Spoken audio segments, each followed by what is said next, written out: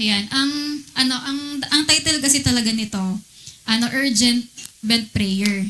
Yan, yung how to outwit the devil, parang hindi tayo maisahan ng demonyo. Yan, pero ang pinaka-focus ko kasi talaga ngayong gabi, yung travailing in prayer. Yan, ibig sabihin ng travailing in prayer, ito yung kung yung mga nakaintindi lang ng travail talaga, yung mga nagbuntis na, yung grabing hirap ng paglilabor bago maipanganak yung baby. Ganun yung ibig sabihin ng travail o yung parang sa birth pangs, di ba? Yung parang masakit na masakit. Pero kasi mga anak na may ilalabas na kasi. Meron kasing gantong tinatawag sa Bible, di ba yung sinabi na travailing in prayer. Ayan. At yun nga, isang paraan din pala to para hindi tayo maisahan ng kaaway. Kasi isa tong prayer na nahihirapan yung kaaway na hadlangan tayo. Nahadlangan tayo sa plano ng Diyos. Kaya napakaganda na matutunan natin to ngayong gabi. Nung nabasa ko nga to, nung natutunan ko to, na-i-apply ko agad nung nag-prayer marathon. Kaya naisip ko talagang napakapuspos pala talaga pag nakaranas kayo ng travailing na prayer. Ayan. So yun, makinig tayo lahat at maging attentive kayo kasi yan, magkakaroon kayo ng kakaibang prayer ngayong gabi. Ayan. Sabi nga ni Evagrius of Pontus, sabi niya, set off on the path of prayer with confidence, then swiftly and speedily will you reach the place of peace, which is your stronghold against the place of fear. Ayan, yung prayer nga daw, di ba, ito yung nagbibigay sa atin ng kapayapaan na nawawala lahat ng mga takot natin pag nagpipray tayo. Tapos sabi rin ni Dominic, ayan, sabi dito, so let us arm ourselves with devout prayers and set off showing signs of genuine humility and barefooted to combat Goliath. Ayan, na maging talagang seryoso daw tayo sa panalangin natin at maging humble tayo sa Panginoon kasi para talagang mawasak lahat ng mga Goliath. Netong mga nakaraan, nakakita nyo ba yung sa balita yung nananakot ngayon China, di ba, na baka ng missile sa atin, ganyan. Kaya parang iisip nyo, syempre yung China, Goliath natin yun, napakalaking bansa nun. Lang yung Pilipinas, di ba? Pero salamat sa Panginoon dahil may Diyos tayo, kaya dito natin mapipigilan din yung mga di ba, yung mga bagay na to. Kaya lahat din ng mga Goliath sa buhay natin natutumba yan kapag nanalangin tayo ng matindihan. Yan, kasi sabi dito, the Lord is calling to His people in this hour. Yan, nagtatawag na talaga si Lord ngayong oras na ito na manalangin tayo. Sabi nga, through prayer, gain wisdom that will dethrone the thrones of iniquity where there have been established. Then establish my throne that many may worship me and gain life everlasting. Na talagang sinasabi sa atin ng Panginoon, manalangin na kayo na manalangin ngayon. Nang sa ganon, lahat daw na yung mga namumuno na masasama sa buong mundo, yung mga demonyo na talagang nangunguna, talagang pinapasama yung paligid natin o yung bansa natin. Pagka nanalangin tayo matatanggal lahat, yung madedethrone, kunwari nakaupo sila sa trono, pero matatanggal sila sa posisyon nila kapag nanalangin tayo na, Lord, lahat ng espiritu ng mga ganitong kasalanan, ganyan, pag pinag-pray natin isa-isa yan ng matindi, natatanggal yung mga ganon. Kaya yung paligid natin, imbis na maging masamang-masama tong panahon na ito, mas lalong nababago sila dahil na nagpe-pray tayo. Sabi dito, all nations of the world are intended to come under Christ's rule and domain. Di ba, alam nyo ba, dapat talaga ang buong mga bansa, buong mundo, magpasakop talaga to sa Panginoon. Kasi di ba may sabi nga sa Psalms 2:8, and ask of me, and I will give you the nations for your inheritance and the ends of the earth for your possession. Pwede daw nating hilingin yung mga bansa, Lord, pinagpipray ko po yung bansang ganto, Lord, yung bansang ganyan, tulungan niyo po na makaligtas yung bansang ganto. Kapag pinagpipray natin yun, kalooban ni Lord na talagang makuha yung mga bansa na to. Diba sabi nga sa kanta yung, alam mo yung kantang yun, yung, as and I'll give the nations to you, oh Lord, diba, that's the cry of my heart. Diba, kaya talagang pag hiniling mo yung mga bansa na mapanalunan sa Panginoon, Lord, magkaroon ng revival sa ganito, sa ganyan, sa anumang dako ng mundo, talagang kalooban ng Panginoon mapanalunan yung mga tao sa bawat bansa. Lalong-lalo na sa Pilipinas, syempre. Sabi nga dito, this agreement between heaven and earth will cause us as His church to see the nations become our inheritance and the end of the earth made our possession for the gospel. Na kapag nagpray, nagkakaroon ng agreement yung heaven tsaka earth, para di ba talagang mas spread yung gospel sa iba't ibang mga panig ng mundo sa bawat bansa.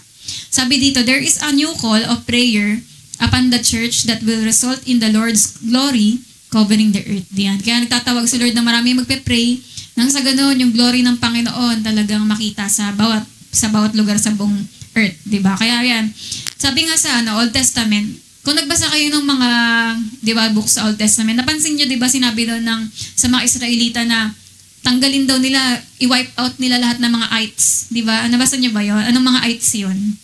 Hittites, Jebusites, Perizzites, di ba? Lahat ng mga, pati yung mga Amorites, ganyan-ganyan.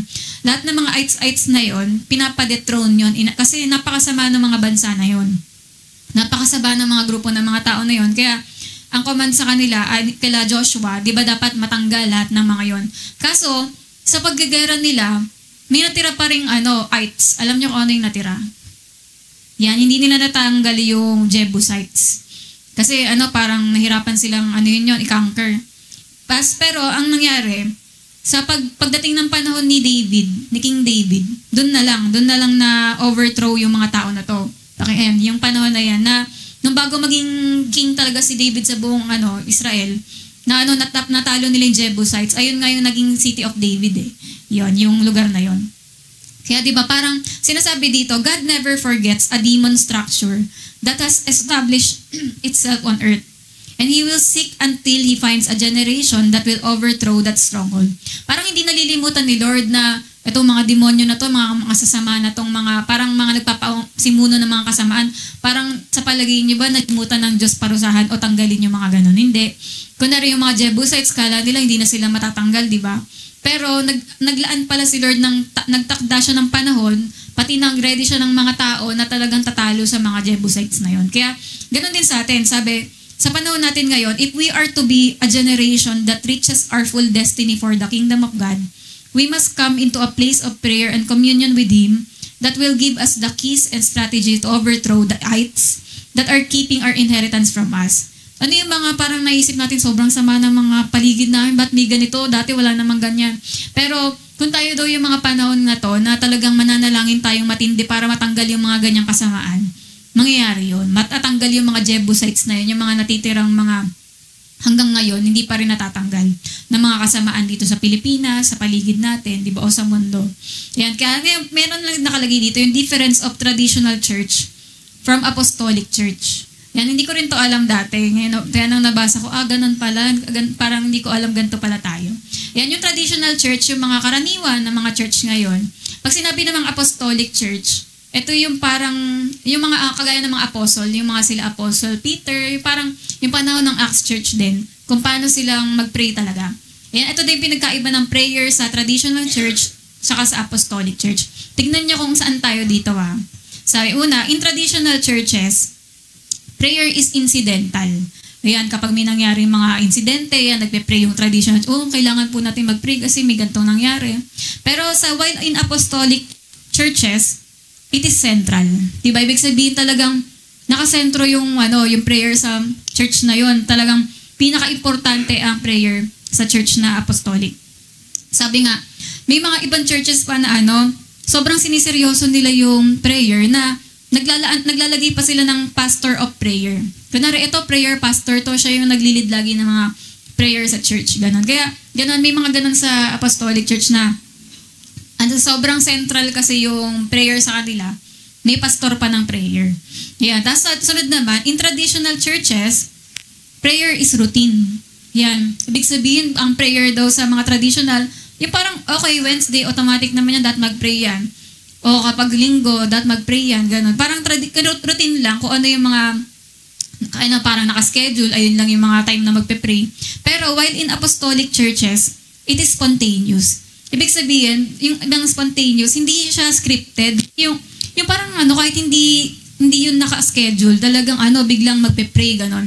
Sabi nga daw, may, sa ibang mga service daw, meron daw mga, sa ibang mga apostolic church na, kunwari, biglang sasabihin, biglang maghihinto sila sa ginagawa na sasabihin, mag-pray po tayo lahat. Huminto po tayo ngayon at mag-pray tayo lahat. Lumuhod po tayo lahat ngayon. May ipinapapray po ang Holy Spirit sa atin. Yung parang hindi siya kasama sa program, biglang magugulat ka na lang, ay, kailangan mag-pray. Ganun ang apostolic churches. Di ba? Hindi sila routine, kundi spontaneous kapag sinabi ng Panginoon na mag-pray tayo, magpe-pray, ganun. Tapos sunod naman, sa traditional churches, ang prayer is occasional. Yan, kapag kung ano yung kailangan panalangin, ganyan.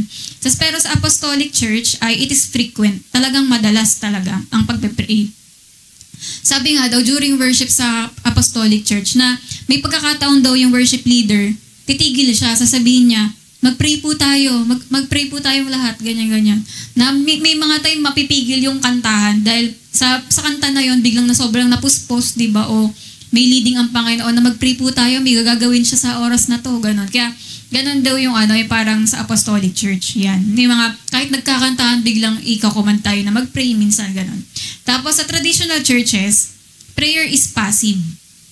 Ibig sabihin yung parang, kapag nagpe-pray, tayo po ay manalangin, Lord, i-bless niyo po kami, Panginoon, ganyan-ganyan. Yung mga tao, nakaganon lang, Amen. Yung parang, minsan nakatunga nga lang, o tahimik, o baka nakatulog na. Yung passive yung ganon. Pero, sa apostolic churches, aggressive. Pag sinabi, Lord, pagpalain mo ka, Amen! Sa inyo na ang mga magawa, Amen! Ganon, parang gising na gising. Ganon ang apostolic church, aggressive sila. Na kapag nagre-release ng blessings, Amen, we claim it, ganyan-ganyan. Di ba? Maingay. Tapos, answers to prayer are expected. They are not surprised. Hindi yung, sinagot yung prayer natin. Ang galing, miracle. Kundi, kapag, sa apostolic church daw, kapag pinag-pray na natin yun, expected na natin nasagot na yun. Kasi yan parang, naman, syempre, pinag-pray na natin yun eh. Kaya, ganun daw, di yung parang na-surprise ka pang sinagot. Tapos, sa traditional churches, prayer is quiet. Tayo po'y manalangin, tayo po ay yumuko, bawat isa, at dami ng presensya ng Diyos. Panginoon, salamat po dahil ikaw parang lahat po tayo sa mandaling tahimik na manalangin. Ganun. Yung parang ang quiet, di ba? May mga ganyan na parang very formal. Pero sa apostolic church, it is loud. Maingay talaga manalang. In Jesus' name, Lord, pinagpipray namin na ganyan. Di ba? Para makita nyo, tayo?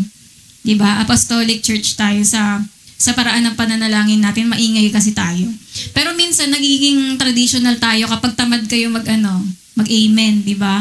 Yes, Lord, ganun dapat, di ba? Maingay talaga. Nasabi nga daw, during prayer, there is much more vocal audience. Yung audience daw talagang napakaingay. May naglilid na nga ng prayer dito. Napakaingay pa daw ng mga tao kasi sobrang, yes, Lord, Amen, we claim it. Winawasak namin lahat na gano'n dyan. Jesus name, catch fire, catch fire.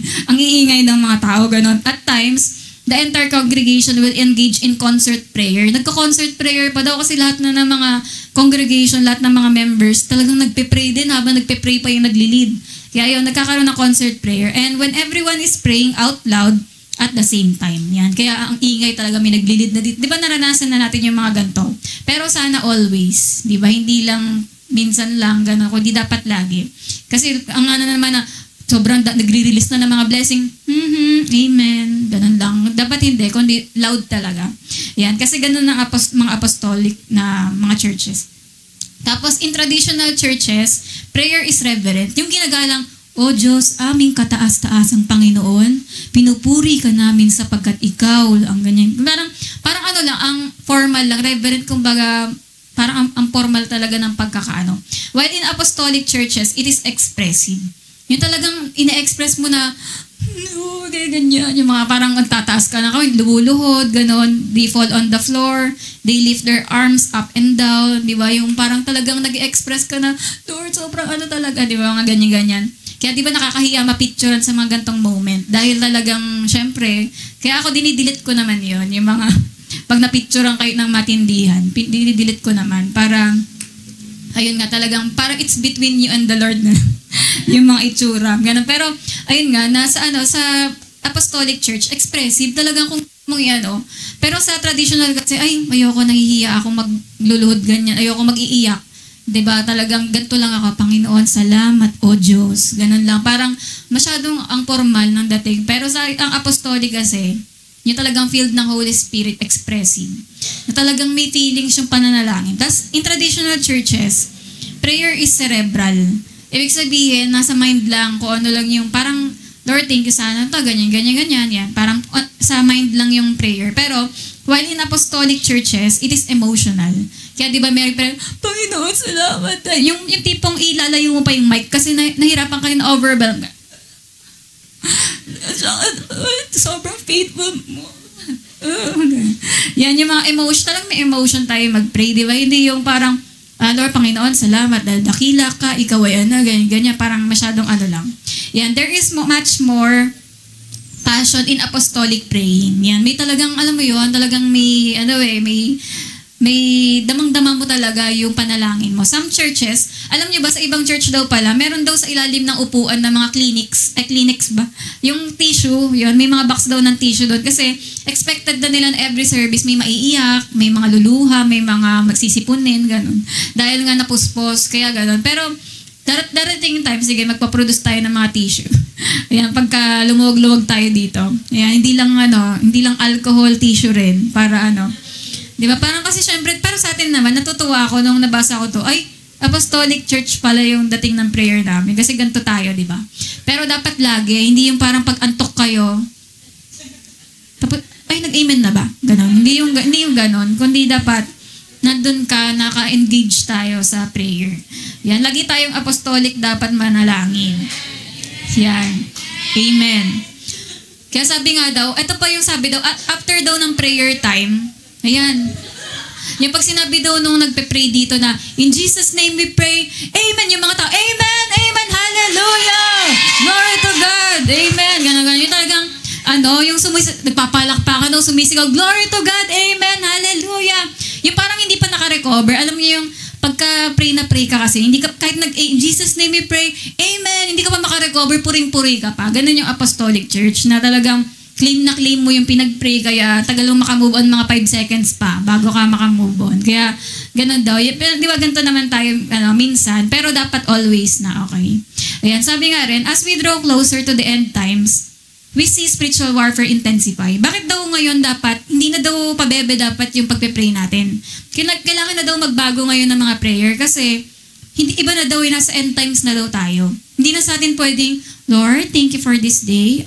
Bless niyo po ang araw na to. I pray na makapasa po ako sa mga exam. Ingatan niyo po. I pray for your protection and I pray, Lord, na sana, ganyan-ganyan. Hindi pwedeng puro ganun tayong pabebe na mag-pray ngayon kasi nasa end times na tayo. Matindi na ngayon yung spiritual warfare. Hindi na e-epekto yung mga prayer na, Lord, thank you kasi ganyan-ganyan. Hindi na pwede yung gano'n kasi matindi na yung end times na to. We need to pray in such a way that we may receive revelation for the battle. Kasi alam nyo, dahil nga patapos na to, yun, sa end times tayo, yung mga demonyo grabe talaga ang gumawa ng kasamaan ngayon. Kaya kailangan pag nag-pray tayo, makareceive na tayo ng revelation for the battle na parang, Lord, itong battle na pinagdadaanan namin, anong dapat kong gawin para manalo po kami dito? And to live in such a way that we may withstand the enemy. Kailangan yung panalangin natin ngayon, alam niyo yun, yung tatalo na talaga sa kaaway. Kaya hindi na tayo pwedeng parang prayer na, Lord, parang ganun lang yung level ng pray mo. Kailangan mo na talaga ng kapangyarihan. Yan, kaya sabi dito, God is leading us into the new levels of strategic praying so that the enemy does not overtake us and will not defeat us in the days ahead. Binibigyan na tayo ni Lord ngayon ng another level ng prayer na hindi ka na pwedeng talunin ng kaaway, di ba? Magkapatuloy na tayo sa victory natin. Hindi pwedeng magkapapansin yung kaaway na guluhin na naman tayo. Kailangan yung prayer natin hindi na yung parang mahina. Kailangan mag-another level na to na talagang tatalo sa kaaway kapag nanalangin ka. Sabi nga rin, tandaan natin itong basis for strategic prayer. Para talagang hindi ka maisahan ng kaaway, kailangan unang-una matandaan mo yung position mo with God. Kailangan alam mo, anak ako ng Diyos, sa Panginoon ako, na parang, alam mo talaga na may relasyon ka kay Lord, di ba? Kailangan alam mo kung sino ka sa Panginoon. Kasi yun yung unang-unang kailangan mong malaman para maging matapang ka lumaban. Kasi alam mo mananalo ka kung meron kayong covenant relationship ng Panginoon. Di ba? Alam natin yan, may unayan tayo sa Panginoon. Tapos yung sa Psalms 89:20-23, meron diyang 4 principles na kukunin natin dyan mula sa verse na yan. Yung pangako ng Panginoon kay David. Tingnan niyo, I have found my servant David. With my holy oil I have anointed him. With whom my hand shall be established. Also my arm shall strengthen him. The enemy shall not outwit him, nor the son of wickedness afflict him. I will beat down his foes before his face and plague those who hate him. Yan. At meron tayong 4 principles derived from God's covenant promises to David. Yan, meron dyan, tatapang kayo mag-pray kapag naalala nyo yung gantong mga bagay. Gaya ng pinangako ng Diyos kay David. So that we too can outwit the devil through our own covenant relationship with Him. Para tayo, hindi rin tayo maisahan. Tandaan nyo na there is a new anointing. Yan. Bibigyan tayo ng Panginoon ng panibagong anointing.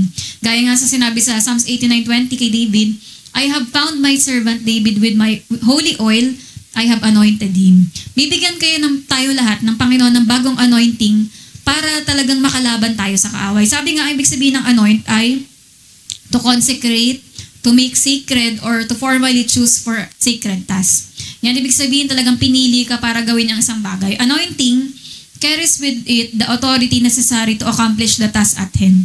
Yung anointing na yun, ayun yung tutulong sa'yo na magawa yung paglilingkod, yung mga pinapagawa sa'yo ni Lord na hindi mo kaya. Di ba parang una, pag may ibibigay sa'yo ministry, Lord, di ko kaya, ba't ako, ayoko, parang bakit ako, parang hindi ko makitang kaya ko to, ganon.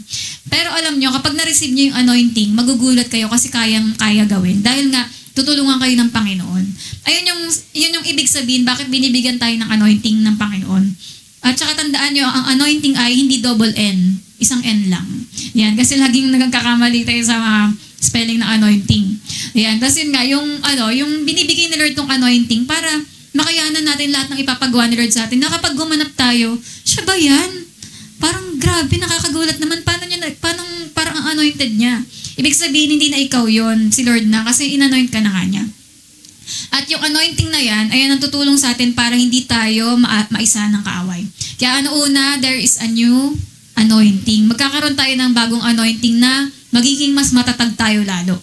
Pangalawa, there is a new strength. Diba? Yan yung kalakasan. Psalms 89:21, with whom my hand shall be established, also my arm shall strengthen him. Yung parang feeling mo hindi mo na kaya, parang, Lord, pagod na ako, ang hirap. Pero alam mo, parang ang hirap lumaban. Minsan pag tuturo tayo ng mga spiritual warfare, bakit ba kasi laging kailangan lumaban? Paano kung pagod na ako? Para kung nangihina ako? Pero alam niyo, ang Panginoon, bibigyan ka ngayon ng panibagong kalakasan. Para hindi ka na manghina, di ba? Para hindi ka matalo ng kaaway, bagong kalakasan ang hindi na kagaya ng lakas dati, bagong lakas na, di ba? Ang bibigay niya. At yung strength na ito, ibig sabihin, means to have power, vigor, might, energy, and fervency. Yan. At another definition pa daw ng strength ay, ayan, power by reason of influence, authority, or resources. At yung kalakasan na ito, di ba dahil may covenant tayo sa Panginoon, may relasyon tayo sa Kanya, ito yung strength na makakayanan mong lahat ng attack ng kaaway. Dati, kapag inattack ka ng kaaway, sobrang tumba ka na. Pero ngayon, bibigyan ka ni Lord ng bagong kalakasan na hindi ka maitutumba. Di ba? Hindi ka na kayang itumba ng kaaway kasi ibang strength na to. Di ba? Yan. And sunod, pangatlo, we will not be outwitted by the enemy. Yan. Dahil ngayon sa promise ng Panginoon to sa Psalms 89:22, the enemy shall not outwit him, nor the son of wickedness afflict him. Ngayong time na to, hindi ka na matatalo ng demonyo, hindi ka na niya maiisahan, kundi tutulungan ka na ng Panginoon ngayon na manalo lagi. Sabi nga dyan, yan, we are not, dahil nakastand tayo na sa blood ni Jesus, di ba? Malinis tayo, blameless na tayo by His blood. Ibig sabihin, talagang matibay yung posisyon mo sa Panginoon dahil nga sa dugo ni Jesus. At yung demonyo, hindi ka na niya para dayain pa kasi meron tayong power, di ba? At lahat ng ninakaw sa inyo ng kaaway yan, no? Kaya mong kunin pabalik lahat, di ba? Lahat yan, lahat ng mga inagaw niya, pwede mong i-command na ibalik sa'yo lahat, di ba? Kasi ganun ang binigay sa atin ng Panginoon na pangako. At pang-apat, God will take a stand on our behalf. Hindi na ikaw yung lalaban. Dati parang feeling mo mag-isa ka. Ngayon, si Lord na yung haharap sa kalaban para manalo ka. Yan. Sabi nga sa Psalms 89:23, I will beat down his foes before his face and plague those who hate him. Di ba ngayon, dahil nga sobrang tindi na ngayong end times, ang dami na talaga ginagawa ng kaaway. Alam ng Panginoon na ang hina kapag tayo lang. Ngayon, siya na ang gagawa. Sabi niya, haharap na siya dito sa Isaiah 59:19. Si Lord na mismo yung haharap sa kaaway para sa atin. Sabi dito, so shall they fear the name of the Lord from the west, and His glory from the rising of the sun. When the enemy comes in like a flood, the Spirit of the Lord will lift up a standard against him. Ibig sabihin, haharapin na siya ng Panginoon. Kaya hindi na tayo yung lalaban, si Lord na bahala. Kaya sabi nga daw dito, yung sa dictionary, sa Bible dictionary, God's lifting or setting up a standard, ang ibig sabihin nun ay ipaparanas sa atin ni Lord yung special na presence niya, protection, and aid in leading and directing His people in the execution of His righteous will. At bibigyan ni Lord tayo ng comfort and peace in His service. Ganyan ang mga ipagkakaloob ng Panginoon sa atin. Kaya di ba, sabi nga dito, this alone should motivate you to pursue a strong, active prayer life and a prayer ministry. Na lagi lalo't alam mo na hindi na ikaw yung lalaban, kundi si Lord, talagang mas lalo ka nang magsisipag mag-pray kasi talagang kikilos ang Panginoon sa mga panalangin natin.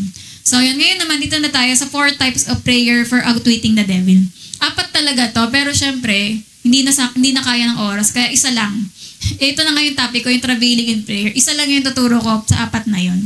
Ayan. Tapos, ang number 1 dyan ay, para hindi tayo maisa ng kaway, number 1, ito na nga yung prayer of agony or travail. Ayan, basahin natin sa Micah 4:10. Be in pain and labor to bring forth, O daughter of Zion, like a woman in birth pangs.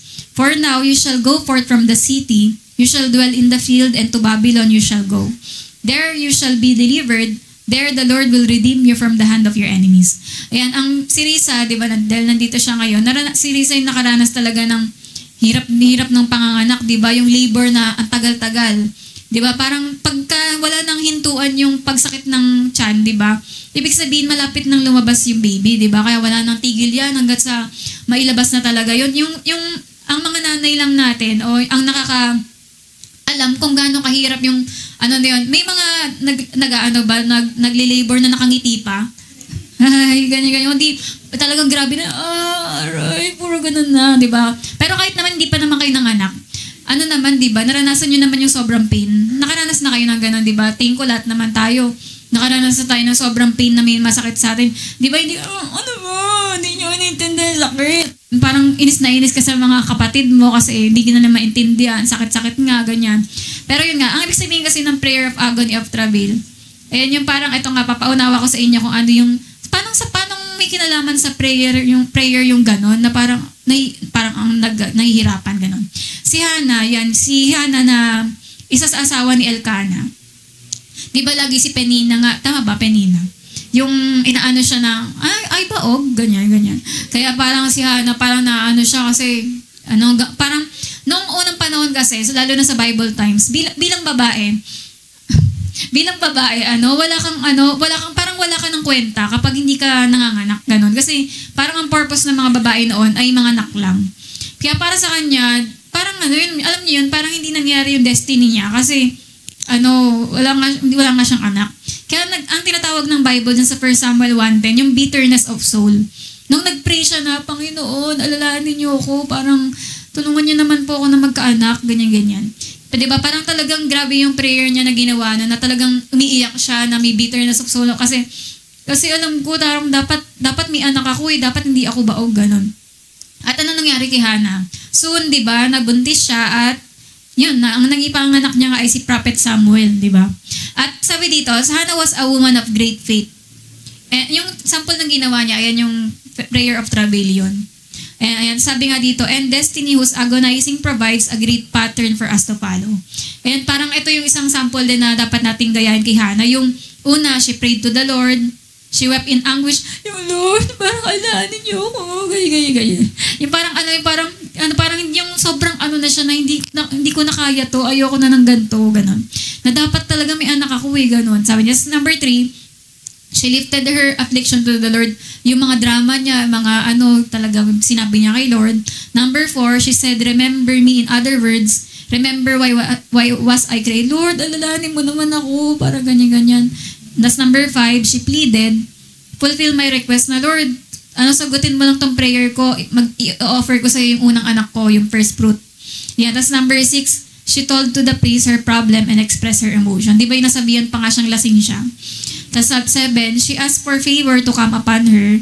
At pagkatapos niya mag-pray, tingnan nyo, she got up in victory. Di ba? Ibig sabihin, after mo mag-pray ng travail na yon, yung parang, Panginoon, siguro naman tingin ko, naranasan nyo na rin yung gantong prayer, yung parang nahihirapan, meron kayong ang tawag dyan, ano ba sa Tagalog yun? Basta meron kayong nilalaban sa prayer na hindi nyo maintindihan. Di ba may sinasabi sa Bible na yung Holy Spirit lang yung nakakaintindi kung ano yung minsan, puro iyak lang, puro ganun lang yung sinasabi mo sa prayer. Tingin ko na kung narinig nyo na rin sa akin kung nakapunta kayo dito na prayer marathon, kung yung time na yon, Kasi marami rin ako mga prayer na travel. Ang puro sinasabi ko lang kapag ganito, yung tas minsan parang sumisigaw ka na, hindi naman ako, hindi ako in pain. Pero, in the spirit, dahil nasa kapuspusan ka, hindi mo maintindihan, may pinagpipray yung Holy Spirit na hindi mo maintindihan, pero sinasabi mo, ganun, gumaganon ka. Pero ganun, yung parang, sa Holy Spirit, yung ang deep siya, ang napakalalim na, alam mo may pinagpipray siya, pero hindi mo maintindihan. Alam mo na, basta may something na pinagpipray yung Holy Spirit. Tapos, tapos sabi rin dito, kaya diba, nung after niyang tumayo, pero after mo nga tumayo, talagang, parang after mo mag-pray, alam mo na may ginawa talaga si Lord. Merong something talagang nangyayari doon habang nanalangin ka. Then, tas number 9, diba, she birthed a new thing in Israel. Na talagang nagkaroon siya ng anak at magiging propeta at judge pa pala, yung anak niya na yon. Kaya tandaan nyo, travailing produces birth. Ayan. Kapag nagaganon, alam nyo ba, kapag ganun yung prayer natin, meron kasing ipapanganak na kalooban ng Diyos. Meron kasing kunwari malaking pagpapala na yon na ipinagpe-pray mo na mangyari. Kunwari, parang magkakaroon, for example, parang dati naalala ko rin kasi sa NHA nung na kami noon, parang 4 years na sa NHA. Sabi ko, Lord, hindi na pwede to. Parang kailangan na po talaga namin makaalis dito kasi hindi pwedeng ganito pa rin kami kaliit. Hindi kami makakalaki kapag ka nandito pa rin kami.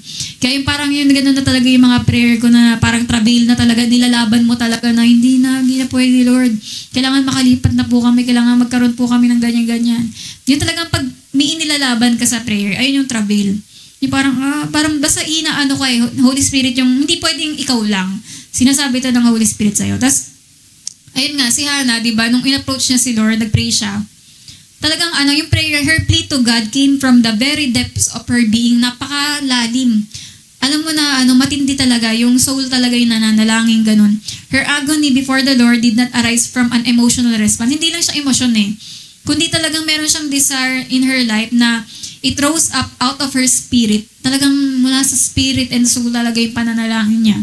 Na talagang, Lord, kailangan mangyari. Hindi pwedeng ganito. Kailangan mangyari talaga yung dapat mangyari sa buhay ko. Ayan.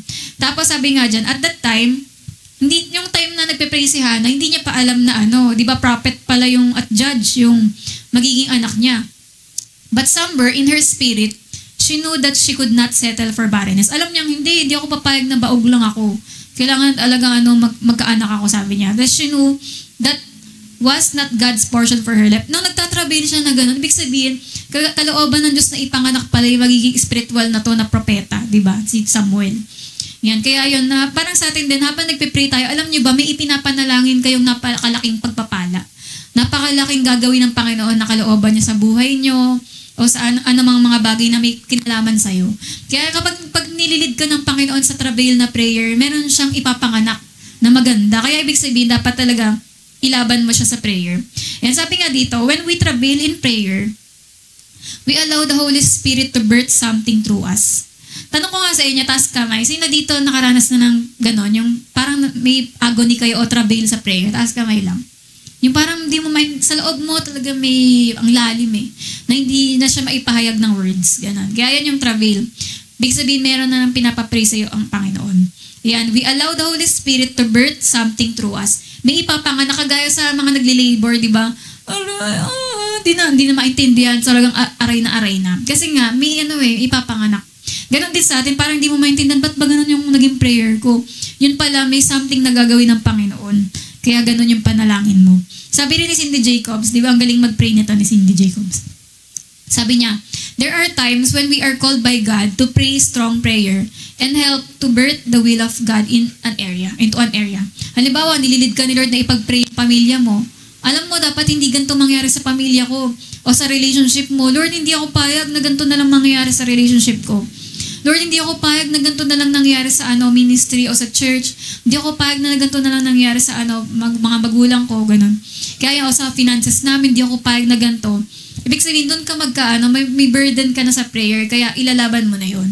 Ayan, kasi sabi dito, sa travailing in prayer, usually, there is a sense of wonder after the prayer. Ayan, kaya after mo manalangin ng ganun, nakakamangha. Sa mga time na naranasan ko itong travail sa prayer, yun talagang alam mo yun, hindi naman ako ganito, mahihain nga ako, di ba? Saka mahina lang boses ko. Pero kapag Holy Spirit na yung nag-ano sa'yo sa travail na prayer, iba na yung nakakagulat na parang iba na ako, parang iba na yung pagpe-pray ko, talagang lead na talaga ng Holy Spirit. Hindi ako ganun kabilis mag-isip nung sasabihin ko, pero habang nandun ako sa travail na prayer, talagang sunod-sunod, talagang iba, hindi talaga ako yung Holy Spirit talaga yung nagpe-pray that time. Tsaka may kakaiba, hindi naman ako nalulungkot, hindi naman ako nag-iimo, pero may iniiyak ka, meron kang nararamdaman na dapat ipag-pray yung ganito. Yan, minsan pag nagpe-pray ako ng kasamaan na nangyari sa Pilipinas, yung mga nakikita kong kasamaan sa mga kabataan, sa paligid, parang, Lord, ba't ganito na po yung generation? Pinagpe-pray ko, Lord, magligtas ka po ng magligtas. Tapos nagtatravel ako sa prayer. Habang ganun, parang may inilalaban ka, ganun. Na Panginoon, ligtas mo ang mga campuses, mga ganyan-ganyan. Ayan, tapos, ayun nga, after na nung travel, parang alam mo yun, parang may sense of wonder talaga na alam mo may kamangha-mangha kang naranasan, tsaka may mangyayari dun sa pinag-pray mo. In a sense that God has done something through it. Alam mo na, hindi ko invento to, hindi ko acting tong ginawa ko. Talagang may ginawa ang Holy Spirit habang nagpe-pray ako. Kaya sabi dito, merong 4 points para ma-recognize mo na work ng Holy Spirit yung travail na yon. Una, travail is given by God and it's not something we can make happen. Tandaan nyo ba, gawa to ng Holy Spirit, hindi yun, kahit mag-iiyak ka lang, kunwari, sarili mo lang yon. Pero kapag gawa talaga, bigay ng Holy Spirit yung travail na to, may mangyayari talaga sa pinapanalangin mo. Tsaka parang isipin mo, parang hindi ko pa maramdaman. Kailangan mag-antay ka. Antayin mo, magpakapuspos ka lang ng Holy Spirit, tapos antayin mo, mararamdaman mo kung ano ipapa-pray sa'yo ng Holy Spirit at mararanasan mo yung travail na yun. Sobrang puspos talaga. Wala namang atang travail na prayer na hindi sobrang puspos. Talagang kakaiba siya. Alam mo, in the Spirit yung pananalangin mo. Yan, travail is often a deep groaning inside. Yung marami akong prayer na ganun eh. Pero yun nga, kahit sa prayer meeting din, may ganun akong prayer na, yung sigaw lang ako na sigaw, na parang kala mo nga umiiri ka. Parang, hindi ko alam bakit di naman ako sumisigaw, di ba? Pero that time, pinapasigaw ka ng Holy Spirit, parang may gumagano, may mga, alam niyo yung parang sigaw na parang may pain ka. Pero hindi naman ako in pain, hindi rin ako nag-iimo. Talagang, may pinapapray siya ng Holy Spirit na, puro gumaganon ka. Tapos umiiyak ka, pero iniiyak mo, hindi mo alam kung ano yung pinapapray ng Panginoon na yon. Pero talagang, before ka palang mag-pray, alam ko may ipagpipray ako. Pag-pray ko yung mga nangyayari, mga ganyan-ganyan, at saka yung mga hiling ko kay Lord na dapat mangyari na itong mga bagay na to. Yan, at sabi nga, which may be audible, minsan audible talagang naririnig, di ba, ng mga tao, or which cannot be uttered. Minsan naman, hindi mo na masabi kasi ang deep masyadong deep yung prayer. Tapos number 2, kaya una, galing sa Holy Spirit yung travail. Hindi mo siya pwedeng gawing invento lang. Tapos number 2, kasi pag nag-invento tayo sa pray, di ba, kunwari magpapanggap ka na magpapray ka na gusto ko maging anointed, ganun. Pero kung hindi ka spirit-filled, magtatangs ka lang siguro ng 2 minutes na maingay, biglang naglaho na. Pero kapag puspos ka na ng Holy Spirit, kahit ang tagal mo nagtatangs, umaabot ka ng oras, hindi ka na hihirapan. Kasi nga, Holy Spirit yung naglilid. Ayan. Tapos sabi nga rin, travail sometimes comes as a result of praying in an area that others have prayed about before you. Kunwari, alam nyo ba, may mga pagkakataon din nagkakatrabail tayo sa prayer. Yung pinagpe-pray mo kasi, pinag-pray na yun ng iba dati. May tao na nag-pray nun. Tapos, pinili ka ni Lord na ipag-pray yung, ikaw na yung pinili ni Lord na last na magpe-pray nun kasi i-answer na niya. Ganon. Kunwari, Lord, magkaroon po ng church dito sa, Alabang, panalangin po namin. Kunwari, yan, habang pinagpe-pray mo yun, biglang nag-travel ka. Ibig sabihin, may nag-pray na kasi dati niyan at ikaw na yung pinili ni Lord na last na magpe-pray niyan kasi sasagutin na niya. Di ba? Mangyayari na. Kunwari, Panginoon, magkaroon po ng ganito dito sa ganyan-ganyan. Ayan. Kaya yun pala na may mga nag-pray na rin yun, pero ikaw na yung last na magpe-pray kasi sasagutin na. Pangatlo, those with the gift of intercession will often pray more travailing prayers than those without the gift. Di ba meron talaga mga gift ng intercession intercessory prayer, ganyan. Ako, para sa akin, meron din akong gift ng intercession kasi yun nga, yung kaya mo magtagal ng ilang oras sa prayer, ang dami mong listahan ng ipagpe-pray, hindi ka nauubusan. Ganon. Kaya mas madalas daw makaranas ng travailing prayer ang mga intercessors. Yung talagang iniiyak nila, nilalaban nila sa prayer yung mga sitwasyon, mga bagay na dapat magbago na, yung mga gantong mga pangyayari, ganyan. Inilalaban mo na, Panginoon, maawa kayo sa ganyan, Lord, ganyan. Kaya yun, yung mga mas lalong nagkakaroon ng travail sa prayer, yung mga lagi talagang uma-attend sa mga prayer, mga intercessory prayer. gaya nitong OPM, mga prayer marathon din, prayer meeting, mas more tayong iuudyo ka ng Panginoon na ano yung mga pagpe-pray natin. Tapos number 4, the travail may be short or extended. Pwede namang short, pero pwede rin na-extend talaga. Kagaya ng mga mga manganganak nga, di ba? May mga labor na ngayon lang, ilang oras lang, tapos mamaya nanganak na. Pero may mga labor din na ilang araw, di ba? Yung tinagal, ang tagal talaga. At kasi yun nga, minsan may pinapatagal ni Lord yung pray mo, yung travail mo, ang tagal na, ako siguro nakakaranas ako ng travail na 3 oras. 3 oras, parang nakakapagod siya physically, di ba? Pero dahil in the spirit ka, kaya mo. Kaya, tagal, 3 oras na, 1 oras na parang sumisigaw ka ng ganyan, tapos umiiyak ka. Kasi meron kang inilalaban sa prayer, ganun. At yun nga, at after nun, kapag natapos na yung travail na yun, ibig sabihin nanganak na. Di ba? May umiira pa ba after manganak na? Anong lumabas na? Di ba tapos na? Di ba? Kaya doon, ibig sabihin, pagka nawala na sa'yo yung travail na gano'n, meaning, nanganak na. Naipanganak na ang kalooban ng Diyos. Yung hinihiling mo na answered prayer na yon, dumating na, parating na. Di ba? Ibig sabihin, ayan na, na-send na yung prayer mo, kaya tapos na. Kaya dapat hindi tayo sumusuko sa mga ganon. Kaya sabi nga, how travailing prayer works. There is tremendous power in travailing prayer because it births the will of God on earth. Di ba gusto ng Panginoon maligtas pamilya mo? Habang pinagpe-pray mo yung ate mo, mama mo, papa mo, biglang nagka-travail ka, Lord. Parang may inilalaban ng Panginoon, Holy Spirit dun sa nanay mo, na matanggal para talagang maligtas siya. Ganon. Kaya ganon din sa pag nagpe-pray tayo sa mga hindi pa ligtas na mga tao, mga kapamilya natin, kailangan talagang matindihan natin pinapanalangin yan. Lahat ng hadlang matanggal para maniwala sila sa gospel. Ganon. May mga ganon na mga itatravel, ilalaban mo talaga. Yung may addiction yung kapatid mong ganito, ilalaban mo yan sa prayer. Panginoon, matanggal yung ganito, mga ganyan. Ayan, kaya after nun, pag nilaban mo siya sa prayer, yung will of God mangyayari na dun sa tao. Diba? Magugulat ka, magkakaroon ng pagbabago sa mga buhay nila. Pati sa mga sitwasyon. Yan. Tapos sabi din dito, this type of prayer always outflanks the devil. Wala talagang magawa ang kaaway sa prayer na to. Kasi bakit? Holy Spirit yung nagpe-pray, hindi niya na makakontra yun. Who is strongly opposed by the new thing God is producing as a result of travail. Yung demonyo, gusto niya talaga i-abort lahat ng mga gustong ipanganak ng Diyos sa buhay natin, mga blessing, mga breakthrough. Pero, hindi niya magagawa to. Ang demonyo, kapag nagtatrabail na tayo in prayer, hindi niya tumahadlangan kasi Holy Spirit yung nagpe-pray through us.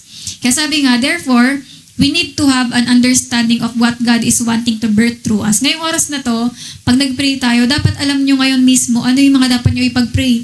Ano yung mga ilalaban nyo sa panalangin ngayong gabi. Ano yung mga nagpapaburden sa'yo na, Lord, sana matapos na yung ganito. Kagaya kay Hannah, Lord, tama na, ayoko na maging baog. O yung mga kapamilya mo, Lord, ayoko na silang makitang nagsusugal. Ayoko na sila pong nakikitang addict sa ganito. Ayoko na po, Lord, na nasa rebellion sila. Ayoko na po na ganito yung kasama, yung mag-anakan namin. Ganyan. Parang ganun nga. Na lahat ng gusto mo nang mahinto na mga bagay na hindi na tama. Talaga parang, Lord, gusto ko na talaga ng pagbabago. Ayun yung, pag nagkaroon ka na ng ganong burden, makakapag-travel ka in prayer para mailaban mo yung mga bagay na yun. And yung parang, halimbawa, Lord, ayoko na maging mahirap. Ayoko na pong laging nagkukulang. Ganyan-ganyan. I-break mo yung poverty, di ba, in prayer, ganyan. We, like Hannah, need to be in tune with what God is ready to bring forth in this hour. Kailangan in tune ka sa Panginoon. Nasa kalooban ka ng Panginoon ngayong oras na to. Nagpaayos ka ng puso kay Lord. Nang sa ganon, pag nag-pray ka mamaya, talagang ililid ka niya. Ganito ang ipag-pray mo. Ipag-pray mo ngayong gabi, yung ganito mo. Didiktahan ka ng Holy Spirit ngayon. Ano yung mga ipag-pray mo? Para talagang maranasan mo yung ganong kalalim na panalangin. Sabi, that can only be done through intimacy with God. Kaya yung travail na prayer, alam niyo ba, nakakaranas lang nito yung mga malalim talaga ang relasyon sa Panginoon. Kaya yun yung i-desire ng bawat isa sa atin, di ba? Nagamitin tayo ni Lord in travail para maipanganak yung kalooban ng Diyos sa atin. Kaya ngayong July, naniniwala ba kayong may gustong ipanganak si Lord? Na pagpapala sa atin, breakthrough, mga pag-acceleration, increase, di ba? Dahil syempre, mag-aanib tayo. Dapat maklaim natin lahat ng yun na mga ibibigay ng Panginoon sa atin. Kaya kailangan natin mag-prayer in travail, di ba? Sabi nga din dito, once we identify the burden, pag alam mo na, nasa isip mo na, sinabi na sa'yo ni Lord, ano mga pagpapray mo, yung mga burden na yon. ayan, God wants us to pray about, we begin to agonize and feel a sense of urgency like that of a mother in labor. Yung parang ayun nga, nararamdaman mo may mga time na nararamdaman mo yung bigat, nararamdaman mo na kailangan ko mag-pray, ganun, wag niyo muna ako kausapin, deactivate muna ako. Meron akong ipagpe-pray ngayon. Minsan may mga ganun tayo na ka talaga kasi may pagpe-pray ako, may binibigay sa akin si Lord na burden na dapat ipag-pray. And the burden becomes our own baby. Yung burden na yun, parang nagiging baby yun na kung saan, eto na yun, yung may papanganak na pagpapala, answer sa prayer, ayan na yung nilalagay sa iyo ng Panginoon habang nagpe-pray ka, habang yung burden na yun, nagiging parang baby siyang ipapanganak. Ayan, and that brought forth begins to press down on our spirits. Yan, at with this burden comes an oppression. At alam niyo ba, habang nagpe-pray ka rin, nararamdaman mo yung hindi siya oppression ng demonyo, kundi nararamdaman mo yung, halimbawa, pinagpe-pray mo yung taong nahihirapan. For example, may ka-LG kayo, pinagpe-pray nyo yung burden na nararamdaman niya. Habang nagpe-pray ka sa travel, pinaparamdam sa'yo ng Holy Spirit yung nararamdaman niya. Kaya nararamdaman mo yung parang oppression, yung bigat. Bakit ganun? After parang nung pinagpe-pray ko siya, parang habang nagpe-pray ka, ang hirap, nararamdaman mo rin yung nararamdaman niya. Kasi ganun ang intercessor din kasi, yung nadadama mo, yung oppression o yung hirap na nararamdaman niya habang pinagpe-pray mo siya. Pero sabi nga, war until the oppression breaks. Huwag ka tumigil mag-pray. Habang nararamdaman mo yung bigat na yon, tuloy pa, pray ka lang ng pray. War until the oppression breaks. Hanggang sa lumuwag na yung pakiramdam mo. Saka ka tumigil. Pero kapag nandun pa rin yung bigat, tuloy pa rin, pray pa rin. Until as in natural childbirth. Kasi di ba halimbawa yung mga anak ba, pag sinabi, ayoko na, pagod na ako. Naipit na yung leg ng baby. Tama na yan, ayoko na. Di ba, hindi pwede. Kailangan, push pa, nandito na yung ulo. Di ba, hindi pwedeng gano'n na mamamatay, di ba, kapag pinigil mo lang ng gano'n. Kailangan kapag umirin na, tuloy-tuloy na yung paglabas ng baby. Ayoko na. Di ba, kailangan talaga may lakas yung nanay, yung mga anak. Yan, kaya gano'n din sa atin, kapag parang feeling mo, ang na talaga, ang tindi na ng panalang, kakabagod na to, talagang napagod na ako. Hindi pwedeng tumigil ka, hanggang nandun pa yung burden, tuloy lang hanggang ipanganak, di ba, yung kalooban ng Panginoon. Until the opening in the second heaven is large enough so that God's will can come forth on the earth. Talagang nag-open na yung heaven, masasagot na talaga. Yung panalangin mo, hanggang maipadala na yung answer, gano'n, lumaban ka sa prayer. Kaya, pero sabi nga, di ba, may some cautions lang, may mga babala. Kasi ang travailing prayer daw ay such an intense and often misunderstood form of prayer. Kaya we offer some cautions. Kasi, minsan, ito yung nami-misinterpret yung mga bagay tungkol sa prayer na to. Kaya, may mga babala lang. Una, yung timing. Ayan, so we cannot simply enter into travailing prayer by choice. Hindi tayo yung pumili nun. Habang nananalangin ka, habang puspos ka ng Holy Spirit, madadama mo yun kung ipapadama ng Holy Spirit sa'yo. Yan. Pero hindi siya yung ikaw yung pumili. Talagang, nasa kapuspusan yan, bago mo maramdaman yan. Pagkagaya rin ng babaeng mga anak, di naman niya alam kung kailan talaga, di ba? Sabi, it is something that the Holy Spirit chooses to do in His time. Yung Holy Spirit ang pipili kung kailan mangyayari yung travail na yon. Sabi nga daw, if we try to birth something before its season, di ba minsan may mga premature kasi na mga baby, yung lumabas ng hindi pa dapat. Yan, kailangan talaga alam mo yung timing na kung ito ba ang pinapapray ni Lord ngayon, ayun yung ipanalangin natin. Yan. Pangalawa, becoming overwhelmed. Ayan, mag-ingat din tayo sa pag nag-travail tayo na yung pasyado ka na-overwhelmed. Ang ibig sabihin nito, di ba kasi may mga time na sobrang strong nung travail, na-overwhelmed na yung intercessor. Halimbawa, group tayo, nagpe-pray, nagtatravel. Tapos kung halimbawa, hirap na, parang feeling mo nahihirapan siya manalangin, tulungan mo siya, parang ipag-pray mo rin kung, isense mo kung ano yung mga ipag-pray din in the spirit. Yan sa mga group prayer, ganun. Pero, sabi din, we also need to bind the enemy from entering into the travail. Yan, kailangan nirebuke din natin yung demonyo na hindi siya manggulo sa panahon na, nagtatravel tayo. Parang kagaya din sa mga nanganganak, di ba? Kailangan mo rin talagang ipag-pray sila kasi may mga nanganganak na namamatay din, di ba? Yung parang ganun, o namatay yung baby, ganun. Kaya talagang, dapat sinasaway pa rin natin yung demonyo sa mga time na ganun. Na sa panahon na to, i-rebuke mo na huwag kang antukin. Kasi manganganak na yung kalooban ng Diyos, kailangan di ka antukin para di ka tumigil mag-pray.